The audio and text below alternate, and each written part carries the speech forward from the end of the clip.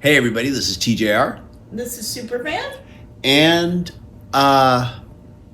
earlier last week, I posted a video about the announcement of who was casted. Did I say that right? Casted? Cast. Oh, who is cast? Thank you. In the 4-film Beatles biopic from director Sam Mendes. One of the things I brought up was just the fact that I was fascinated by the possibilities of how they might approach doing 4 films, one from each Beatles perspective. And one thing that I suggested I had a couple of ideas, but one thing I suggested was the idea that each film would cover a different period of history. And I think I even said that Ringo's film would cover the early days prior to them getting famous, to the early period of Beatlemania, early 60s. And then another Beatles film would cover the next period of time, so on and so forth, leading to their breakup. At the time, I didn't think about it, but it occurs to me now that allows them to make, basically, if you think of movies roughly being 2 hours, which I would imagine is kind of the standard for these type of biopics, that they're at least 2 hours, you could basically have a 6-hour Beatles biopic movie. Yeah. You just have it in 4 parts. You have it as 4 films, and again, each one looking at it from a different Beatles perspective. Your math is a little bit off there, though. It would be 8 hours. 8 hours, excuse me. Sorry, 8 hours, you're right. You're right, my math is off. But when has my math ever been on? Not my best subject. But that's why you have me here. Thank you. But anyways, though, not too long after posting my video, just yesterday, I watched a video from another YouTuber, Matthew Street, who was discussing his observations about another YouTuber who talks about the Beatles quite a bit, Mean Mr. Mayo, whose channel I've enjoyed as well, where he was talking about the fact that having 4 films, each from a different Beatles perspective, could hurt each other's film, because some people might say, well, why would I go see... It's basically the same movie from a different perspective. Kind of like that Kiss album thing where... Yeah, you will never pass up a chance to make fun of Kiss. Well... It's not like it was the same album. Those 4 albums were all different, and pretty much everybody says Aces was the best. But let's not go there right now. Let's talk about the films. But I see the point that Mean Mr. Mayo was trying to make, is that if each one is like a biopic about the Beatles from a different perspective, but it's the same period of history, or it's trying to, like a lot of biopics do, cover, the majority of their career or their entire career, why go see 4 movies that's telling the same story just from a different perspective? A lot of people will say, well, I'll just go see one. Or some Beatles fans might say, I'll go see the one about this one because they're my favorite Beatle, but I won't go bother to see the other ones until they come to streaming. And it just seems like it's kind of almost setting themselves up for failure to a certain level, where these films will compete with each other. Yeah, somebody's going to pick their favorite. Exactly. And that doesn't make sense. And non-hardcore Beatle fans or casual fans will say, well, I'll just go see one. Why go see all 4? Especially if they're all covering the same time period. And that led to Matthew Street saying that he basically thought that they should do it sequentially, which is what I suggested earlier. And he even mentioned Ringo being first. And then he had his own predictions of who he thought each one. He thought George's should be second, covering, the period after the early 60s, maybe leading around to like Revolver, roughly, or Rubber Soul. Paul's covering up to maybe Sgt. Pepper or Magical Mystery Tour. And then John's covering the last period before their breakup. And then, of course, the release of Let It Be, which was a post-breakup album. And he said this way, if you want to see the whole story, you have to see all 4 films because they're doing it sequentially. Just like you had like the Lord of the Rings trilogy, it's parts 1, 2, and 3. This would be a 4-part movie basically. You basically have an 8-hour Beatles biopic, which gives you plenty of time to really cover the band in depth. And that's one of the complaints I've always had about biopics is it's really hard to squeeze someone's career, their life story into a 2-hour film or a 2.5-hour film. Yeah. It's really hard to do. That's why I think some of the better ones have always covered a period of time, like A Complete Unknown with Bob Dylan, which just covers his early years pre-fame, leading up to the release of Highway 61 Revisited, ending there.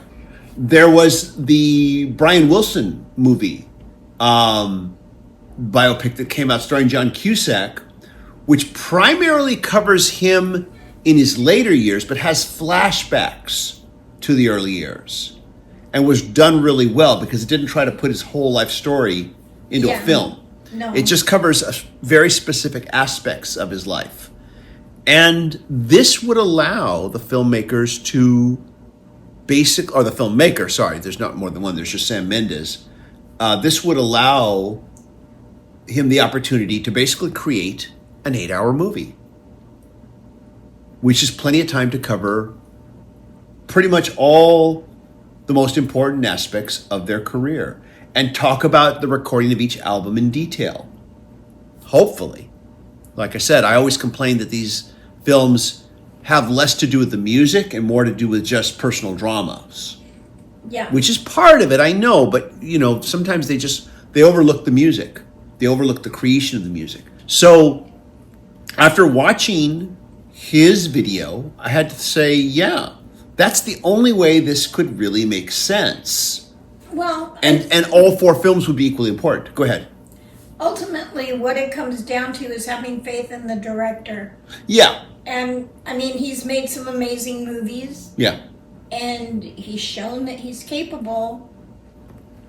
Although he's never really done a biopic before that I'm aware of. I'm not aware of any either. But yeah, I agree with you. Ultimately, it comes down to having faith in the filmmaker. There's already been a huge amounts of negative reaction, some positive, but a lot of negative reaction. I've certainly had, in my video, there were certainly lots of comments, people saying, why do we need 4 biopics? Welcome to the internet when it comes to negative reaction. Yeah, everything is, negativity is just breeds so insanely on the internet. But, a lot of people saying, why do we need 4 movies? But if you look at it as a 4-part film, that's why. This way you can cover everything in detail. And maybe that's what it took. This is a creative way of getting the funding. It's all going to be filmed at the same time. Yeah.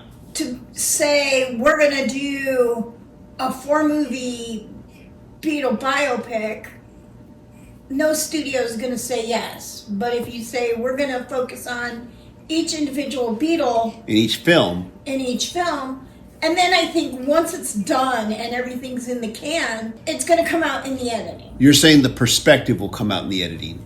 Yeah. You shoot it like it's just one long film, Exactly. Which you could get, you could get like a long 8-hour film if, say, it was like a Netflix series. Or any streaming service series. You could get an 8-hour film out of that. And honestly, I wouldn't be surprised if it ended up going that direction. Mm-hmm. I know it's supposed to be a theatrical release, but if it may end up becoming one of the reasons why Get Back became a direct-to-streaming was because of COVID. Yeah. Initially, it was going to be a theatrical release. Probably was going to be maybe under 3 hours. And yes. And then COVID started pushing everything back.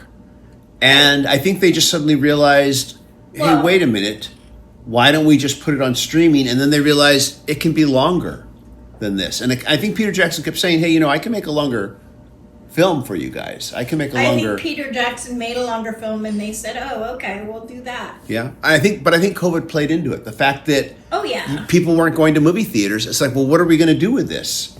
And let's put it on the streaming service. it'll help sell the Well, streaming service. it became a thing where he had the time to sit down and work on it. Yeah, that's true too.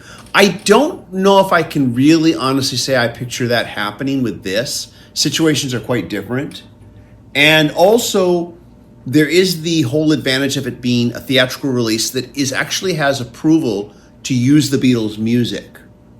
So you get to hear that in the theater with the huge, theatrical sound system. And that's going to be a big appeal too, I think. But yeah, I think that's really the only way that this could work, to where the films don't sabotage each other, and to where you're like, okay, just like say with the Matrix films, I want to see the next part of the story.